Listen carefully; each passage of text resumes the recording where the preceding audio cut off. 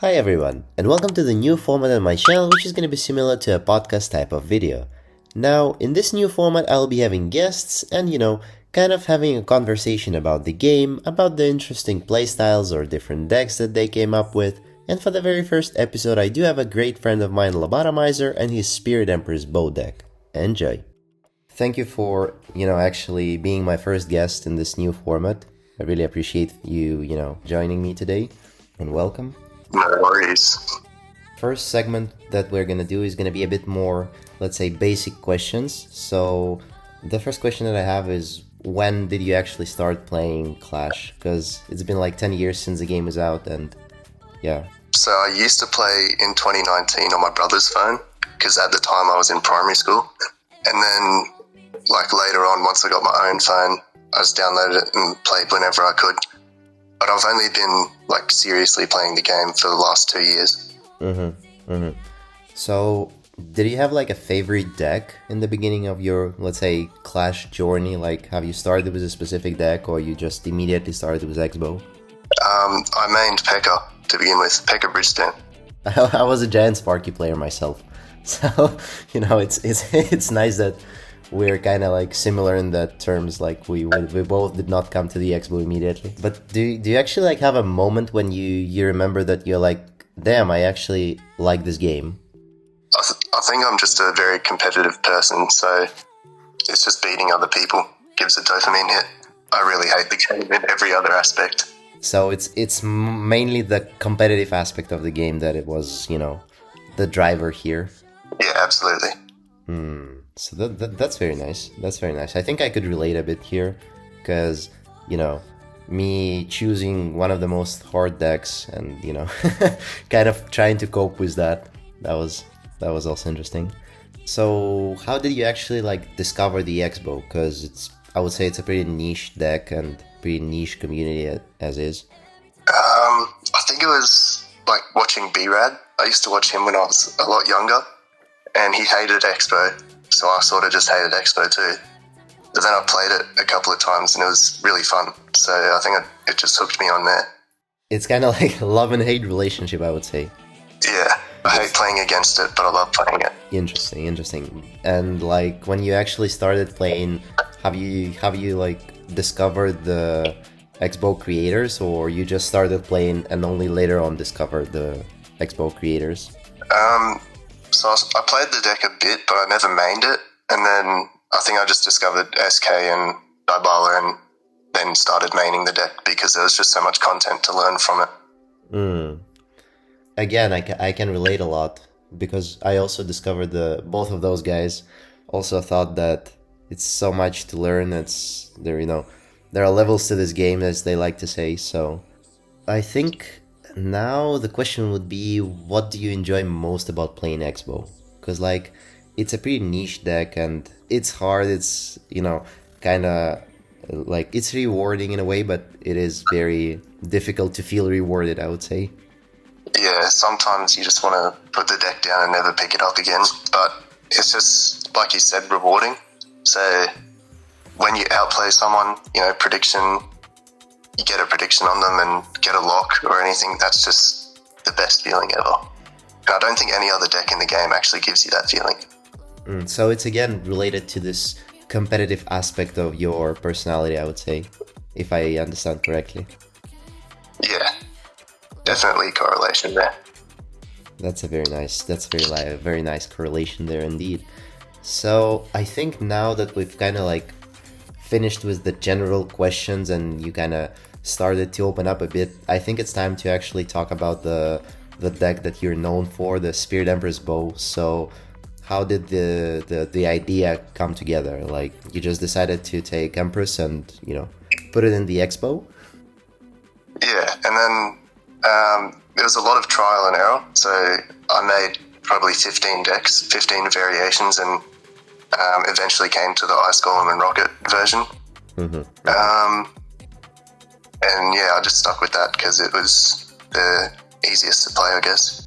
Interesting. So what was the first version? What was the OG Empress Bow? I think it was one SK helped to make. It had Fire Spirit and I think it was just pretty much 3.0, but without the arches and Empress over the top. So that would probably be the first one. But then I took that idea and just started, changing up the cards until I came to Rocket and Ice Golem. So would you say like you kind of started as a joke deck, or you actually had a serious idea about bringing the cards together? Definitely started as a joke, but once I started playing it and getting a few wins, I was like, wait, this could be, And I was like, the idea that I had the whole time was, imagine getting to top ladder with this and, popping up in a Hunter video or something with Empress Bow. So that was basically the end goal. So you wanted to end up in the Hunter's video, and you end up in my video, actually. Interesting. Yeah, but like, I think that would be the first step. The next would be like SK making a video on it, and then it's gonna be Hunter. So it's gonna be like a ladder for you. Yeah. I was just thinking, like, imagine playing in top ladder with that deck and getting respect because it's off meta. That's basically what I wanted.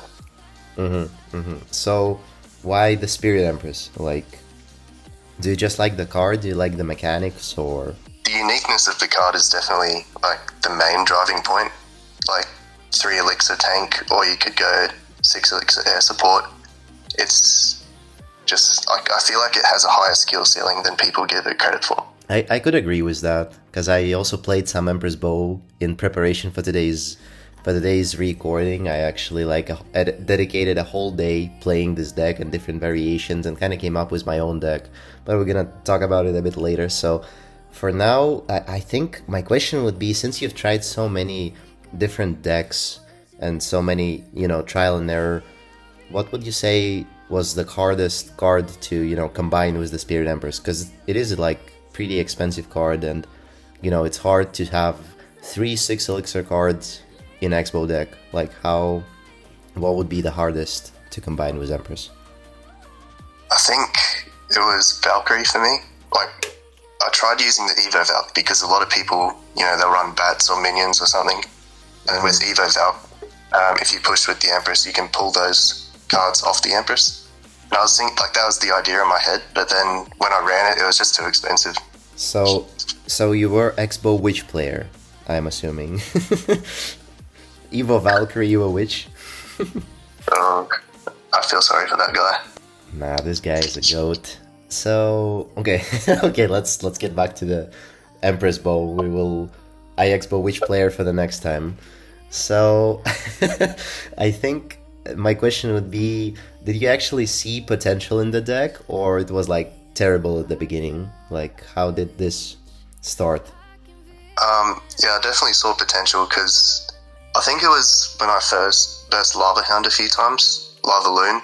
Like, obviously it's a free matchup for Expo, but with the Hero Loon and stuff, it gets a bit harder. But like, just against heavy air decks, it just has a lot of, counterplay. And then I think just the DPS of Empress helps in a lot of other matchups too. Yeah, she has some crazy damage. Both versions, actually.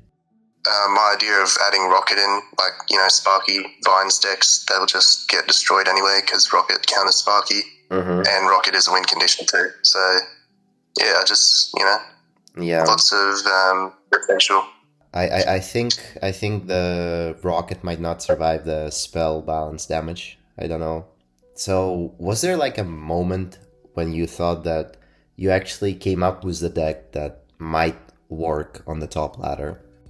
Yeah, it was like as soon as I got Ice Golem and Rocket and I think I won 4 games in a row with it in Royal Champ, and then I was like, this is working, and if you keep a clear head, not tilt or anything, you could definitely get high with this. But obviously I'm not the best player, so yeah, I don't even have a ranked finish. So once I develop basic mechanical skill, I should be able to get higher. I think as long as you can like get there to the ranked finish, you can actually make it with most of the decks. It's my opinion. I don't know, because like it just means that you're that good. It's gonna be. I think with a couple more updates, it's gonna be a lot easier because so many people are gonna be quitting the game. But we will get there. So yeah, it's an unfortunate state of the game. Yeah, I think it has never been that low, actually, according to the graphs, and statistics that I've seen, at least. So that's fascinating. That's actually fascinating. I think the balance changes with spell nerfs actually might bring many people back to the game, because most people really hate losing to spell cycle. So I mean, understandable, but at the same time, L plus ratio, you know. Mm, so for the next segment, I actually have a segment which were questions from friends and people who are, who know you a bit more in the community. So I'm not gonna say any names, but I think it's a set of interesting questions that I have here. So, what was your reaction when people first saw the deck? Like My when you actually like presented the deck. When you actually presented the deck, what was the and people actually like started playing it, what was your reaction to that? I'm just happy that it's getting recognition, I guess. Did did it make you feel any like proud or like that you've accomplished something? Um, I suppose so. Yeah, In a way, I think, yeah. it's nothing crazy, but just happy. It's fun. People recognize it. Yeah, but I think it's nice that you have like a deck that is completely, related to you. It's kind of like Hypnobait, which is like everybody knows Hypnobait, and then like some people don't know that Hypno is actually a creator, and then they discover it, and it's actually very nice, I think, because whoever knows the Empress Bow knows that it's like Lobotomizer's deck, and like it's your invention. So I think it's a nice thing to to be proud of, I would say. Fair enough. Puts a smile on my face. That's awesome. That's awesome. So another question that I have is, did people like initially think that you were trolling with this deck? Like, because I believe that I think that SK was the first one to try out the deck. So was he thinking that you were trolling, or did he take it seriously, or what was going on there? I think in the chat I was being serious about it. So, like, maybe when he first saw the deck, he thought I was trolling, but when he saw my chats, he would probably realize that I was being serious about it. Yeah, and also I think you don't strike me as a person who is trolling. I think you're a pretty serious individual. I could tell that you are a bit more, let's say, focused and more grown up, I would say, than all these Discord kids. Yeah, fair enough. I like being direct. It's just easier. I think it's the way to go. I agree with you completely. So, the next question is actually going to be a bit of a troll question. What card would you defend with your life in this deck? That's an interesting question. Uh, I think the answer is pretty obvious. If the It's got answer to be Empress. if the answer is not Expo, I might just end up the interview right there. We'll make it to defend Empress and Expo with my life. I think I actually, now that I think about it, if we actually give it a bit more, volume to this question, I would let Empress defend myself. Because because she is strong, dude. Like, she is strong, and she has a dragon. That's true. That is very true. The Expo is just a pile of wood. But Expo, though, hear me out on Expo. I'm with you.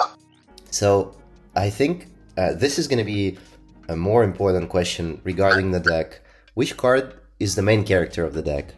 Because like Expo deck is always about Expo, but I think this one is not really about the Expo itself. Yeah, like, if I have to be completely honest, in my variation, it's the Rocket, because that's what wins me most games. But, just for the sake of saying it, I have to say Empress. I think an interesting observation that I have seeing you play this deck, I think that you are abusing the Hero Ice Golem quite a lot. I think that might be the main character of the deck. That is true. Like, Because there's a punish I like to do with Ice Golem, and then you go Ground Empress behind it, and it pushes it to the tower, and you just hit the ability, freezes everything, Empress kills whatever they place on it, and then gets damage. yeah, the DPS is crazy. I think it won me a lot of games today. Like, the Ground Empress is crazy. Yeah. But yeah, the Hero Ice Golem is definitely still busted. Indeed. I think it's a pretty underrated card as well, Because like people after the nerf, I don't really see it that much. Like I can occasionally see it in like Three Musketeers, obviously the Hawk 2.6, and then like some cycle decks, but pretty rarely. I think most people do replace it with like Hero Knight and Berserker as well. Yeah, in 2.9 Loon Cycle, didn't it get replaced with Barb Barrel? I think the hero variation, yeah, the hero version, yes, I think it was replaced with Hero Barbell as well. But I low-key disagree with I low-key disagree with that because I think that Hero Ice Golem is a lot stronger than Hero Barbell. Barbell. And I think it has more synergy with Balloon too. Mm-hmm. Because it freezes the tower if you get it there. The tower and the defensive buildings as well, and the units as well. I think if you think about it, it's like the crazy combination. If you like go Hero Balloon and Hero Ice Golem, and you freeze plus ability of the balloon, it's like it destroys any support units. You know, it's kind of crazy. I think it's busted. Yeah. So, as an inventor yourself, do you think people experiment too little with the Expo? Because I feel like everyone is playing the same 2-3 decks and like not really trying anything new. I think like just because most creators say that 3.0 is the only viable Expo deck, people just stick to it. And the other thing is it takes a long time to learn all the mechanics of 3.0 and Ice Boat too. So switching the deck changes, you know, the fundamentals a bit. So you have to relearn it, and that takes a lot more effort than people initially think. I think that might be the skill gap ceiling, I would say there. Yeah. Kind of disallows, you know, the creativity. I think that's why people also hate the archetype itself. Like that's part of the reason why people hate Expo, because it's like it kind of feels mechanic, you know. It's like there is not too much creativity, at least until like a certain level. Because like I feel like majority of Expo players, they just defend the whole game. Like you can rarely see like creative Expo plays and predictions and nice offensive opportunities. But I feel like it's a misconception. What do you think? Do you think that, you know, Expo is actually like pretty creative as a deck, or it's just mechanic? I think it's very mechanical, but like it's a bit like boxing. Once you have the fundamentals down, you can eventually move on to, you know, learning the newer things, or even creating your own style of play. So, like, when you watch the 7-4 videos that SK does, you'll see, like, he plays very differently to most of us would. And I think that's creativity. But at a baseline level, it's definitely a very mechanical deck. Mm-hmm. I think for most part, it's pretty repetitive, but at the same time, I think the deeper your understanding of the game is, like, the more experience you have in the different matchups, the more I would say the more opportunities you have to actually be creative with the deck. Because like you understand when you can punish and if you can punish, and I think this deeper, I would say, understanding allows you to be more creative. But yeah, I think most of the times it is pretty dry to play Expo, and it might be even exhausting, I would say, just defending for 5 minutes every game. I think the other question that I would have is, will we ever see an Expo deck built around another card by you, or are you just gonna be sticking with Empress? I'll tell you what, I've actually been thinking about that. I think we will see another deck soon, because I've been in the works with it, been trying out a few new variations without Empress. Okay, that's interesting. We're getting like a sneak peek, but not any, I would say, not any spoilers. So that's very nice to hear. Very nice to hear. So another Expo deck is in the making, I would say. Absolutely. That's awesome. That's awesome. So I mean, that kind of answers my next question, because my next question was like, do you think the Expo still has undiscovered decks that can be played on top ladder? And I think you pretty much covered it. Was your answer? Yep. That's gonna be the end of this, I would say, a bit more fun segment with the questions from the viewers. And for the last segment, I actually have some blitz questions which you can answer shortly, or if you want to elaborate, you can. But it's gonna be like a series of a pretty quick questions. So, what would be the favorite card ever for you in this game? Empress. What's the least favorite card? Oh, least favorite. Golem. Would you pick Rocket or a Fireball? Rocket. Air or Ground Empress? I think that's the question that I'm actually curious myself. I have to say Ground Empress. I think I actually agree with you on that. I think Ground Empress is just more broken because it just moves so fast. Yeah, I think it's just more versatile. But Air Empress in the middle can do a lot too. Yeah, I think it's like you kind of trade the range to get incredible agility. That's kind of like, that's an interesting trade-off, I would say.